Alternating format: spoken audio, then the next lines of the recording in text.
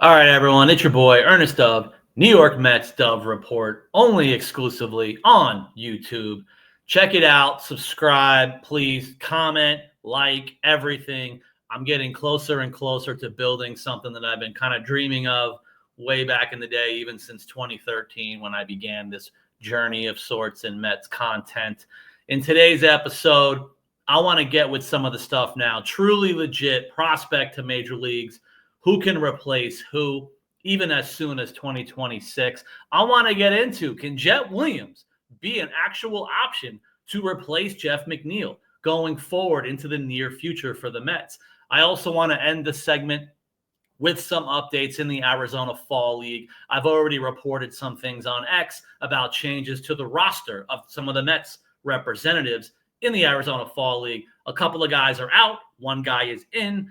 I'll give you the scoop a little bit more at the end of the segment, but let's start with it. We've got Jett Williams. I am still a fan of Jett Williams. Let me get that out of the way. I know a lot of thoughts. There's things from the end of last year. I did personally, in a form of rankings, I did start to put Carson Bench over Jett Williams for some of the aspects, including the most well-rounded, a lot of it related to defense and arm strength in the favor of Carson Bench. But I still love me some Jett Williams. Talk about some of the stuff he's been doing even through last year, which again, it looks like even some of the reporting at the end of the year, he may have had some minor issues again and injuries towards the end of the season. Although if you look at some of the stats, he even ended the season pretty hot in September. But for the year overall, he hit between AA, AAA. Jett Williams hit 261, 363 on base percentage. This is always kind of have to be a thing for Jett Williams. You always want to see a really nice on-base percentage because of his plate discipline and also possibly taking advantage of things like his height. 465 slugging, 828 OPS for the year, again, between AA and AAA. He also had 34 stolen bases. He still has the speed, obviously. He also had 34 doubles and 7 triples, to go along with 17 home runs in 486 at-bats. I'll take that any day, all day for a player of this regard. Now, with a guy like Jett Williams, I'm bringing it up. Can he replace a guy like Jeff McNeil, who everyone seems to be polarizing him to the nth degree, even going back to the weird stuff between him and Lindor, all these reported things? Here we are in the offseason thinking about not only guys to replace from the one and done and the rentals that the Mets had from the deadline, but with a guy like Jeff McNeil, who still has a contract still to be filled. Overall, it's still a good contract. I know everyone's fighting with Jeff McNeil. He tried to go for more power. His batting average has gone down, but I've been mentioning it even through the end of the season. We're looking at a career best walk-K ratio for Jeff McNeil. So we've been seeing a more patient Jeff McNeil, even though he still loves to swing at the first pitch. But by the end of the at-bats, this is the best percentage that he's had in his major league career. But again, the dip in the batting average, the home runs weren't very high for a guy who seems to be putting more emphasis on power over the spraying the ball and stuff like that. Even from the minor leagues, when I was reporting on him in A-ball, he was more of a slap hitter. He was bunting for hits in A-ball and also playing short. But he hasn't really been playing short at the major league level. Now, here we go with a guy like Jett Williams. What are the pros and cons? Him versus him, what do we got? Power? You could almost argue Jett Williams can have him in the power department as a form of natural pop. Jeff McNeil, when he pulls the ball now, he's able to yank it and get his home runs. Jett Williams can kind of spray the ball a little bit more at this point, which sounds weird because Jeff McNeil was always the spray hitter, but the new age Jeff McNeil, I'm almost going with a version of, hey, man, let's go with Jett Williams, who, again, in the stats in 2025, he is spraying the ball. So pull, oppo, center. Jett Williams is pretty much evenly kind of numbered in the percentages, even from 2024 into 2025. Not a lot of stark contrasts or differences. So he can spray the ball. He can get on base, obviously. He can steal a lot more than Jeff McNeil. Now, defensively, this is what we got. Jeff McNeil, obviously, a lot of his value at this point with the batting average down, all the value goes into the versatility for a guy who can play as we saw at the end of the year, trying him in center, Jeff McNeil can play all three outfield spots, second base, third base, and even kind of help out at first. Now you have a Jett Williams who's more of a second short guy who they've been kind of crowbar out there in center field. And I know in center field, not seeing a lot of glaring issues. I know when you get to things like infield to outfield, one of the most important things is right off the sound of the bat, how does he approach the ball in the air? What is his first instincts? Those are one of those things you just need a bunch of reps to kind of figure that out. But even defensively, breaking it down, Jeff McNeil can play more positions defensively. Although, I mean, if Jett Williams can play center field, you can think he could at least kind of help out, sparingly in left and right, depending on the situation, like an Acuna situation at the end of a game. Speaking of which, here's the thing about Jett Williams. He's definitely gone above and beyond my version of projections over a guy like an Acuna, who I think Jett Williams has more power than Acuna. I think he can spray the ball more. I believe he can get on the base more than a guy like Acuna, who at this point has become more of a bench role player. So again, in more of a starting position role for Jett Williams, but also playing multiple positions to stay on the field.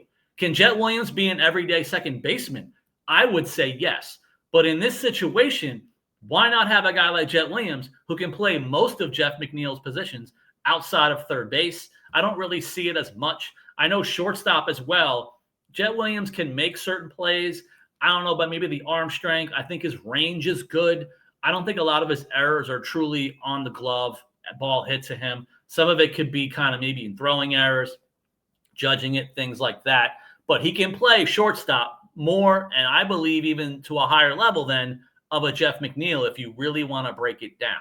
Third base, that's what hopefully Brett Baty is for. We'll see what the Mets want to do with guys like Mauricio and Vientos. So these are the things. Can he play first base, Jett Williams? Well, I mean, we can make certain jokes, but either way, a lot of people can play first base. I'm not worrying about replacing that instead of a guy like Jeff McNeil. But you're seeing all the numbers. Again, now, Jett Williams, by the way, like I briefly mentioned, in September, he hit 5 home runs in 18 games at the end of the year in September. With some of the numbers being low, here's the thing. He had a 223 average for the batted on balls in play. That's kind of unrealistic. They always talk about when the BABIP is too high, it's unsustainable. Well, you know what? When it's too low, that's unsustainable. So some of the numbers on Jett Williams at the end were low in AAA, but when you're only getting a 223 on balls in play, that's something that can really change for the better. Presumably why Jett Williams' rankings are still very high, and he's still highly regarded, including top 100 prospect lists for a reason. One other kind of nose and notes, even for Mets players, of course, because it's the Mets. Runners in scoring position in 2025, Jett Williams had an 825 OPS with runners in scoring position. Those are some of the positives. Now, here's one of the stark things that I have to mention for Jett Williams to be balanced and fair. When he was ahead in the count in 2025, he had an absolutely ridiculous 1.136 OPS. I know a lot of that is going to be the walks. When a guy like Jett Williams gets ahead in the count, he's not going to swing at stuff out of the zone. You're going to get in trouble as a pitcher. It almost makes sense. You better get ahead of the count on Jett Williams for a lot of reasons, but that's a ridiculous OPS. And here's the thing. When Jett Williams was behind in the count in 2025, he only had a 545 OPS. That could be a concern to me, along with his K rate. It's not extremely high, but he pretty much averages a K per game. And again, this is a guy that has to utilize certain tools. Although I like the power showing itself overall in 2025 as well, you always got to worry about guys with the K rates, how they do in the rest of the at-bats in a game. That's definitely something to keep an eye on. But to be honest, with the information I'm giving you, do you think Jett Williams can replace a Jeff McNeil? I want you to guys send that in the comments on my YouTube channel. You let me know some of the benefits, pros and cons. Obviously, Jett Williams is a lot cheaper. He'd be on minimum wage when and if he gets up to the major leagues. Jeff McNeil's making over 10, 15 million a year. Huge difference, huge contrast. Jeff McNeil can play a couple of more positions that we definitely know of because of the corner outfield spots and third base. But the Mets, on their current active roster, they have guys that can replace him. Even in the near future, the Mets do have a couple of third base prospects. But again, some of it work in progress. Some of my guys, you have to see how they work out, like a Jacob Reimer, third base. Will he have to end up at first base one day? A lot of the power is going to have to show before something like that happens on a full-time basis for the young guy like Reimer. But for Jett Williams, he looks like the guy that you can take instead of a Jeff McNeil. And then, of course, if you can save that money, depending on if the Mets have to put in money for any kind of McNeil deal over the winter, that always comes into play. But if you save any money, that should go towards the pitching, of course. But that's my thoughts. I really think Jett Williams can be a replacement for a guy like Jeff McNeil in the long run. Now, I want to also give some of my brief updates again before I go. Talk about the Arizona Fall League. I've now mentioned it at the end of this week. There are some changes on the roster. You have DeAndre Smith is out. Austin Tresser is out. The undrafted John Bay is in. And there's still a good number of games left. I would love the idea of a guy like John Bay, even though everyone's freaked out because of his last name. But I'm always rooting for these guys that kind of come out of nowhere into pro ball, fighting for their shot, giving it their all. I want to see how a guy like John Bay can handle Arizona Fall League level pitching, because a lot of the stuff is more advanced, certainly, than he's seen so far in his short stint in pro ball.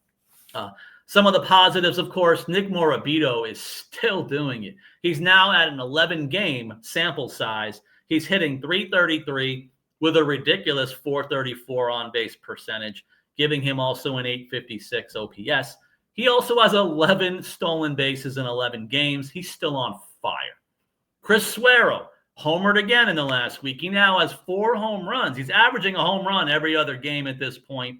What a show for a guy like Chris Suero, who, again, he's like a utility player. He can catch. He can also play corner outfield. Oh, and he can also play that first base position. So, again, near future, if you need guys to fill in at first base, you even have a guy like Chris Suero who's played it in pro ball in the minors. And then you also have my guy, shout out Brett Banks. I mentioned it this week after his last outing recently. 5 innings, 11 strikeouts. A lot of the success right now for Brett Banks. Credit to Brett Banks. Credit to the minor league pitching staff, including shout out Dan McKinney, minor league pitching coach in the Mets organization, working with Brett Banks on his kind of renewed, revamped, structured slider.